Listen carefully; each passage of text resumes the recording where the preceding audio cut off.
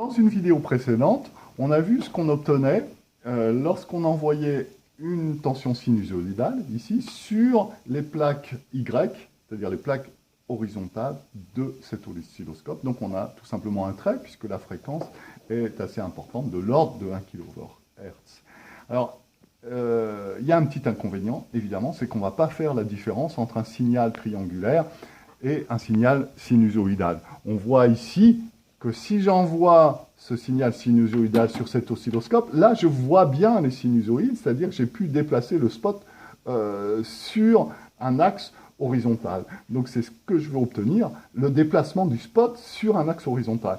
Mais ça nécessite une tension qu'on appelle la base de temps, qui doit être envoyée sur les plaques X. Alors, cette tension, appelée base de temps, elle est générée par cet oscilloscope pour pouvoir déplacer mon spot horizontalement, évidemment, puisque sinon, en l'absence de ce déplacement horizontal du spot, eh bien, j'ai tout simplement un déplacement vertical de mon spot lumineux. Donc, c'est cette base de temps qu'on va étudier maintenant. Cette base de temps peut être sortie, extraite de cet oscilloscope, et je vais l'envoyer ici pour la visualiser. Donc, quand je l'envoie ici, sur les plaques X, évidemment, on voit que cette fois-ci, je déplace mon spot non seulement verticalement, mais aussi horizontalement, et j'obtiens bien exactement la même courbe sur cet oscilloscope à gauche et sur cet oscilloscope à droite. Alors, quelle est la différence? Eh bien, celui-là est en mode balayage, et celui-là est en mode XY avec la base de temps de celui-là sur les plaques X.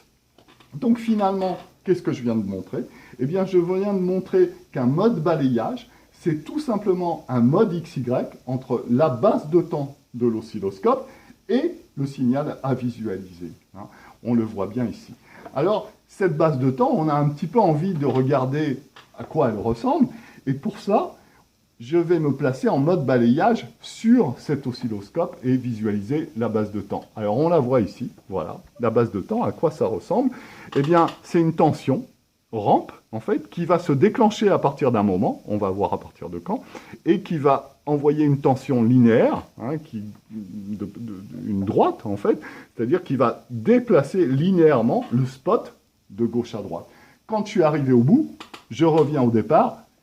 J'attends un petit peu, on verra pourquoi, parce que si je redémarre n'importe quand, en visualisant les deux signaux, donc là je visualise les deux signaux, si je redémarre immédiatement après, j'obtiendrai quelque chose de ce type-là, c'est-à-dire un signal ici, je peux passer en XY ici, un signal, j'arrive au bout, pof, je redémarre tout de suite, pof, je redémarre tout de suite, je ne redémarre pas au bon moment. Il faut évidemment attendre qu'on redémarre au bon moment pour voir le signal correctement. Alors là, voilà, donc c'est ce qu'on obtient ici.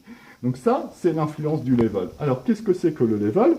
Eh bien, le level, c'est un signal continu, on le voit ici, à partir duquel on va comparer la tension à visualiser. Donc, cette tension à visualiser qui est en noir ici, va franchir le level, et lorsqu'elle franchit le level, eh bien, ma base de temps est déclenchée et démarre. Donc du coup, évidemment, sur mon oscilloscope, je vois la courbe. Puis quand j'arrive à la fin, au lieu de redémarrer tout de suite et de superposer tout un tas de sinusoïdes comme on a vu précédemment, eh bien j'attends. Ma base de temps attend. Elle attend quoi? Elle attend que le signal à visualiser refranchisse à nouveau le level pour pouvoir superposer une deuxième courbe absolument identique à la première. C'est ce qu'on voit ici. Donc le level peut être réglé. Donc on voit ici qu'en réglant le level sur cet oscilloscope, on démarre plus ou moins haut le spot lumineux, c'est-à-dire le signal à visualiser. On peut également, alors il y a un petit souci évidemment en termes de front, c'est-à-dire qu'on pourrait penser qu'on va déclencher sur un front montant et sur un front descendant. Eh bien non, on peut choisir de déclencher sur un front montant, donc le signal ne part que sur des fronts montants, ou sur un front descendant. Alors, voilà, ici je pars sur un front descendant, et là, évidemment, sur un front montant. Voilà pour le mode fondamental, pour le mode balayage de l'oscilloscope, ici, dont on voit bien que ce mode balayage est fondamentalement un mode XY entre le signal à visualiser et la base de temps de cet oscilloscope. C'est illustré ici sur celui-là.